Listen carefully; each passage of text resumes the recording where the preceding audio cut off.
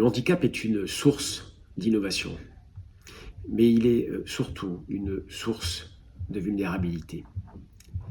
Cette vulnérabilité est au cœur de nos préoccupations hier comme aujourd'hui, et sûrement encore plus demain.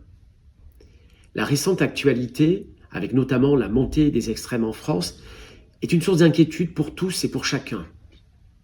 Ces résultats montrent une fracture sociale importante et une perte de confiance dans nos institutions. Plus que jamais, il est essentiel de réaffirmer notre attachement aux valeurs de la République qui fondent notre société. Liberté, égalité, fraternité, bien sûr, et aussi et surtout notre rapport à notre modèle de laïcité.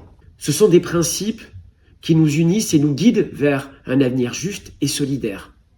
Ensemble, nous devons défendre ces valeurs et œuvrer collectivement pour une société plus juste et plus inclusive. Cependant, pour véritablement répondre à cette crise, nous devons aller au-delà des discours et prendre des mesures concrètes. Il est urgent de développer des modèles économiques autonomes et résilients qui peuvent résister aux chocs externes.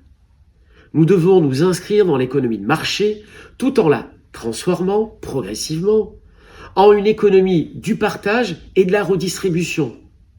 Ce modèle économique alternatif doit reposer sur la coopération, la solidarité et le partage équitable des ressources. En période de crise, il est vital de créer un monde basé sur la coopération où l'esprit de partage, du pouvoir notamment, devient une réalité concrète et non une simple intention. Les entreprises, les associations, les citoyens et concitoyens doivent collaborer pour construire une économie qui bénéficie à tous et non à une minorité de privilégiés. Nous devons encourager les initiatives locales, les circuits courts et les projets collectifs qui favorisent l'inclusion et la participation de tous. La responsabilité de ce changement appartient à chacun.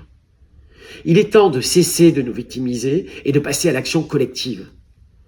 Le collectif, c'est coopérer. Nous devons nous organiser, nous mobiliser et agir en meute pour défendre nos valeurs et bâtir une société plus juste et plus solidaire. Cela implique de repenser nos modes de production et nos modes de consommation, de promouvoir des pratiques durables, inclusives et équitables, et de soutenir les politiques publiques qui favorisent la redistribution et l'inclusion. En résumé, face à la montée des extrêmes, nous devons non seulement réaffirmer nos valeurs républicaines, mais aussi adopter un New Deal économique basé sur cette coopération et sur cette solidarité. Ensemble, nous pouvons transformer notre société et créer un avenir meilleur pour tous. Agissons donc maintenant avec détermination, avec autodétermination, avec conviction pour que nos principes liberté, égalité, fraternité continuent de guider notre action.